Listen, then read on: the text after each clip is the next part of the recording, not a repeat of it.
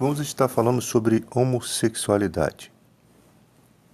No livro de Levíticos está escrito: com varão não deitarás como se fosse mulher. Abominação é. Partindo aqui do princípio, por que esse texto está escrito assim? Primeiramente, Deus, ele escolheu Israel para, através deles, ser aplicado a lei, né, para a humanidade, que Israel fosse uma referência para a humanidade.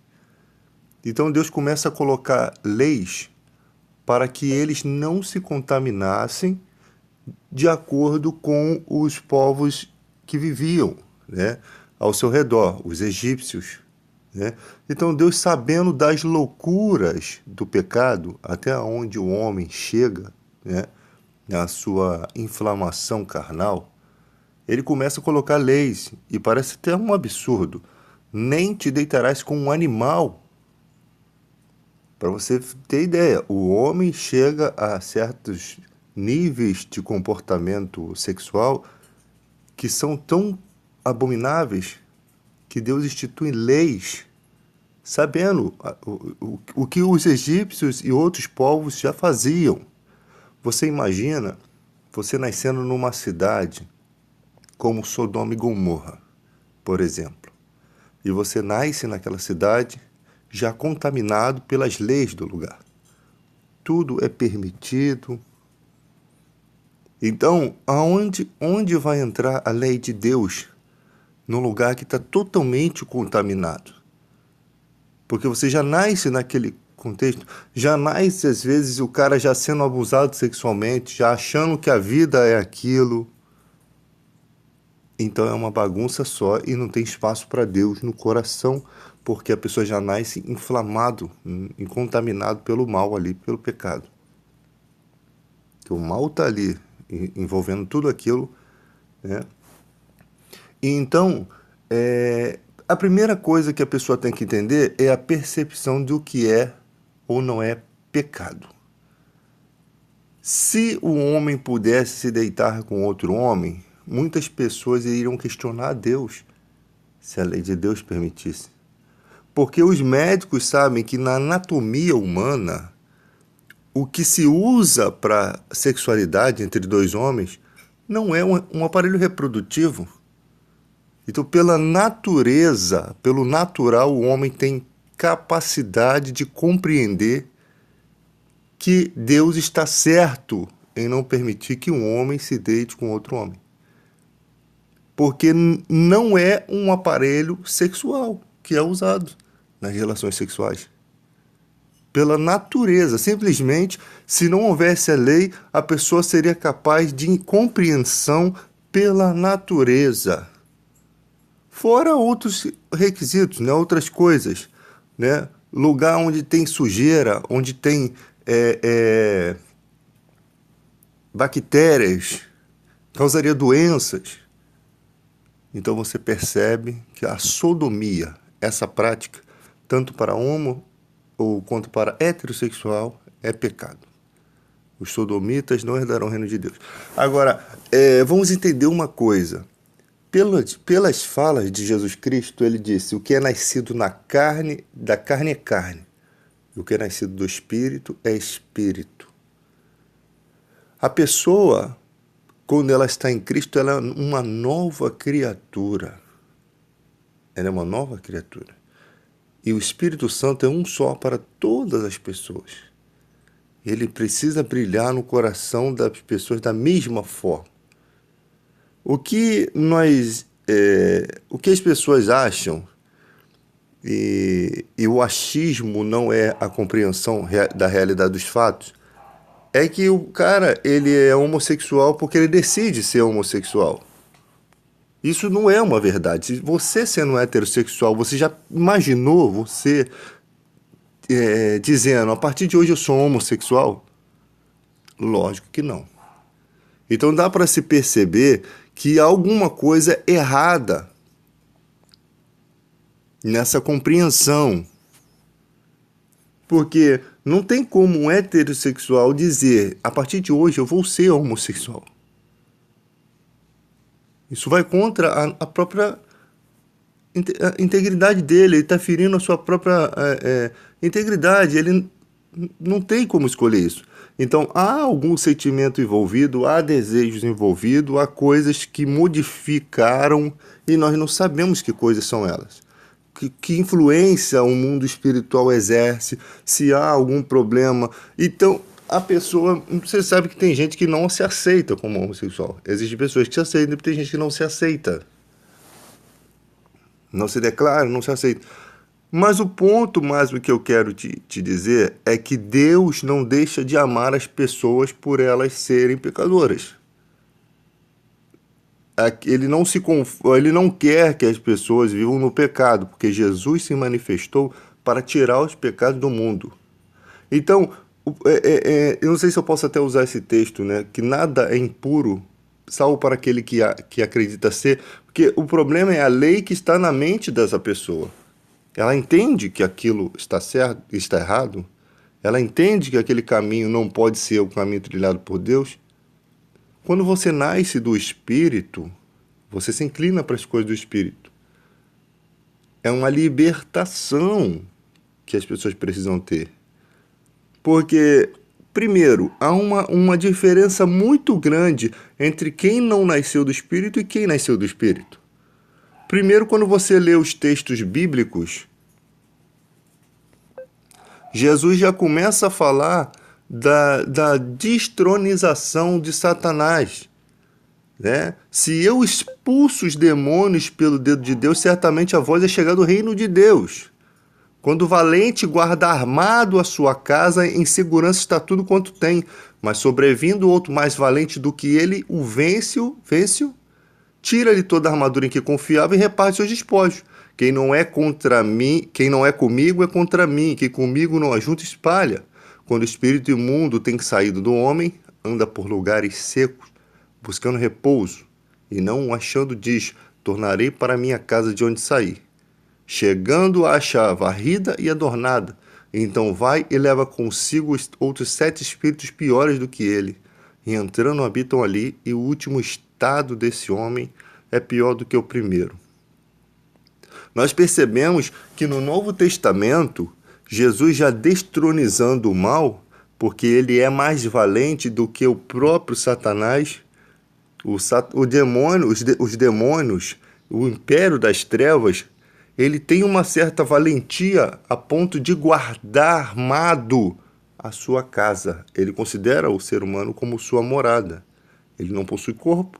Então, por que ele faz isso?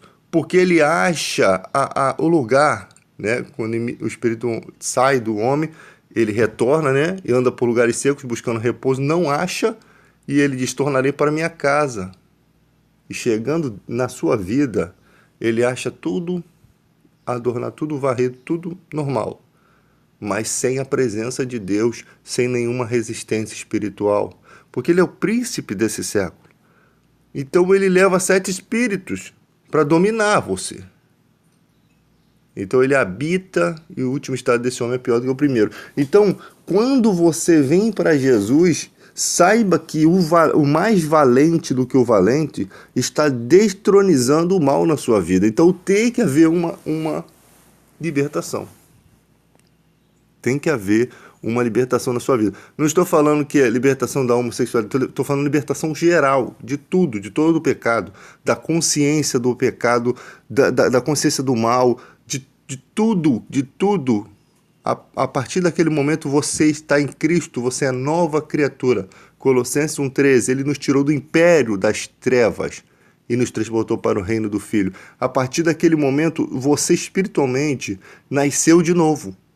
Não que você não tenha pecados, não que você não tenha desejo, não é isso que significa. É que as leis de Deus são escritas no seu coração. E você passa a ser conduzido pelas leis de Deus. Ele escreveu as leis dele no seu coração.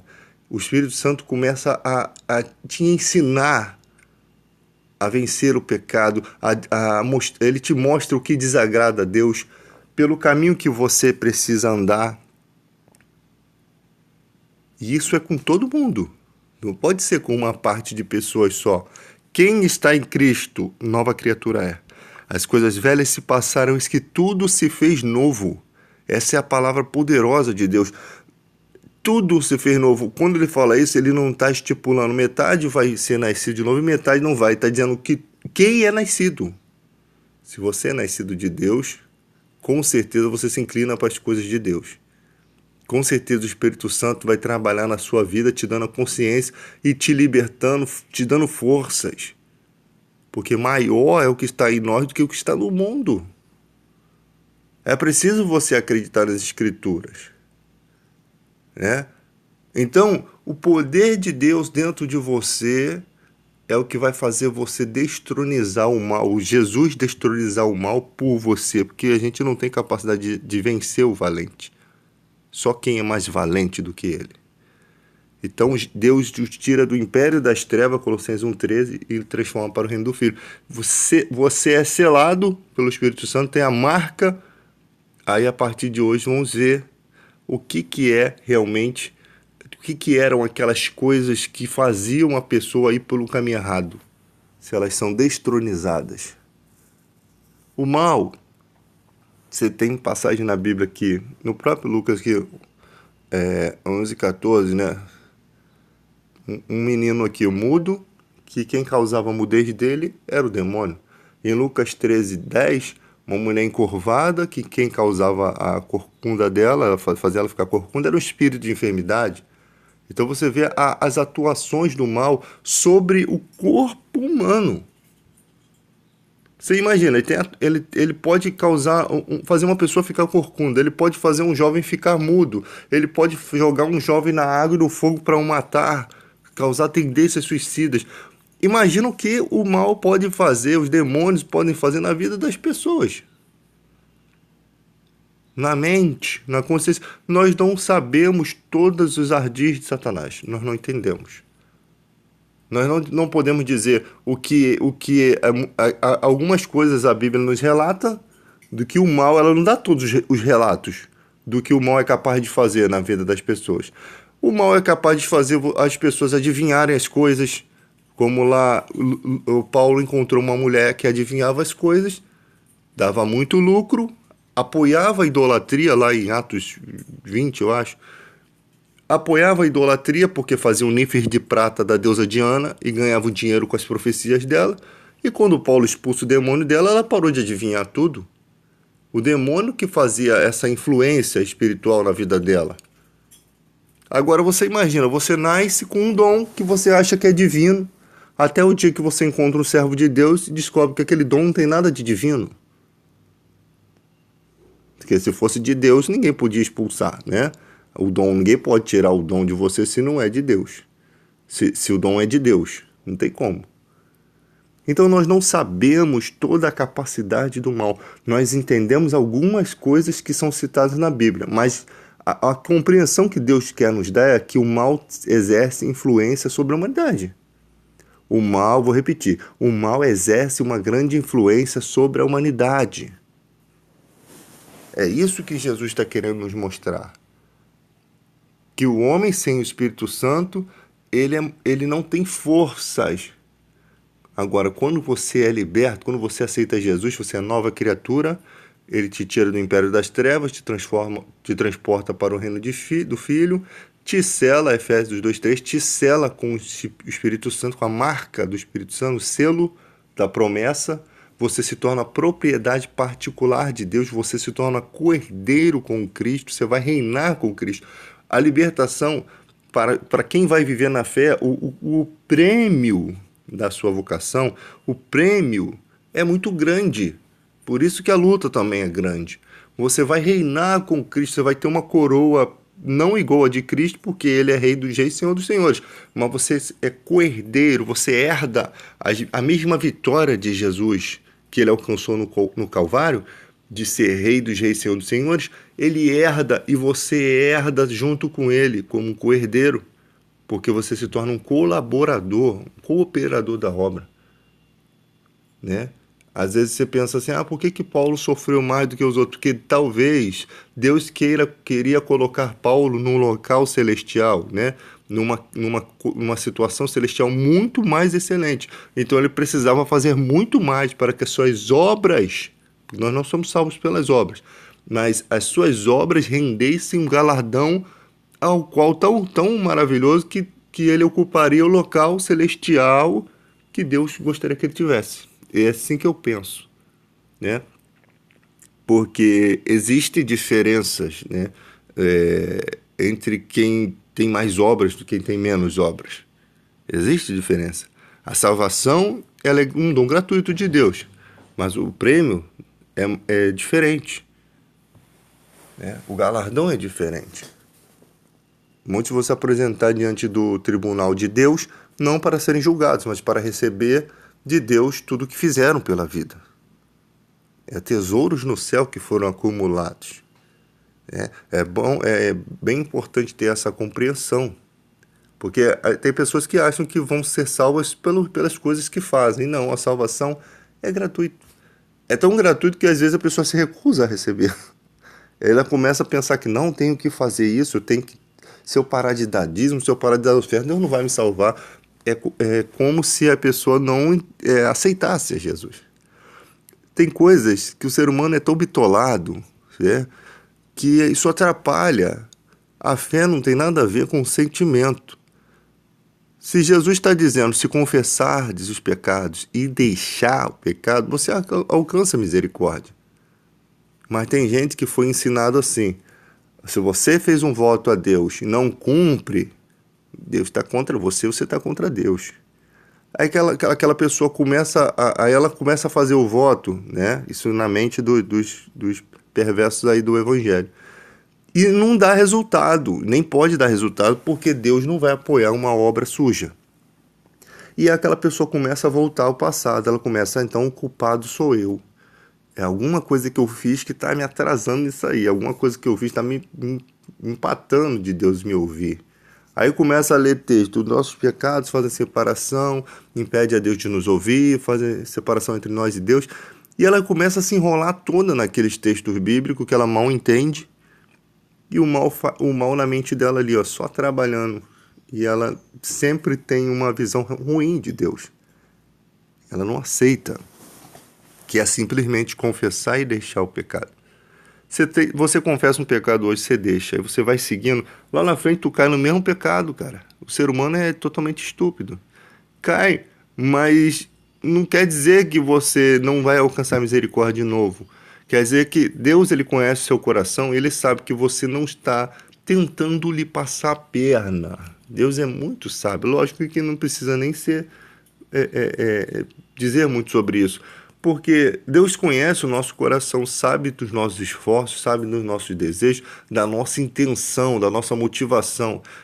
Ele vê a sua luta, ele vê que você não quer, ele sabe que você erra por ter natureza fraca, mas ele vê que você não quer, então ele te ajuda. Então ele te ajuda.